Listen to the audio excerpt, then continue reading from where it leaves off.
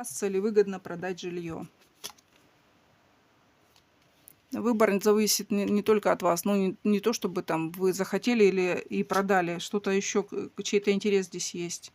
Поэтому не так быстро, как хотелось бы, потому что вас будут откровенно тормозить. То ли квартира не на одного хозяина, то ли здесь что-то, знаете, несправедливость какая-то есть.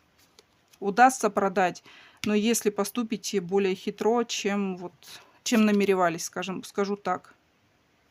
Потому что здесь обман есть, вас обманывают, с вами ведут нечестную игру, и причем за это не чувствуют никакой вины. Да, пытаются вас выставить дураками. Тут манипуляция может быть ребенком. У кого ребенок есть с тем человеком, с которым оспариваете жилье. Вот здесь из-за ребенка вас за уши водят, за нос, скорее всего, да. Не так быстро опять показываю, что быстро не удастся продать. Ну, можно сделать так, что кому-то там шепотки, кому-то заговоры, кому-то молитвы помогут. Так что обратите на это внимание. Ну, судя по тому, что Бог перевернут, скорее всего, молитвы не помогут. Скорее всего, заговоры, шепотки. Так что поищите в интернете подходящие. Да.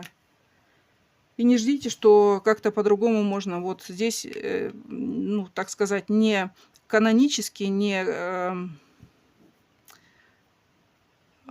консервативно поступив, например, вот скачав, найдя себе рабочие шепотки, рабочие заговоры, не молитвы, молитвы не помогут, сможете продать тогда. А иначе вот та вторая сторона будет затягивать. Вот женщина, бывшая чья-то, будет затягивать продажу.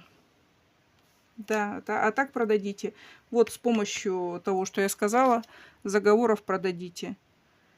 Но готовьтесь к тому, что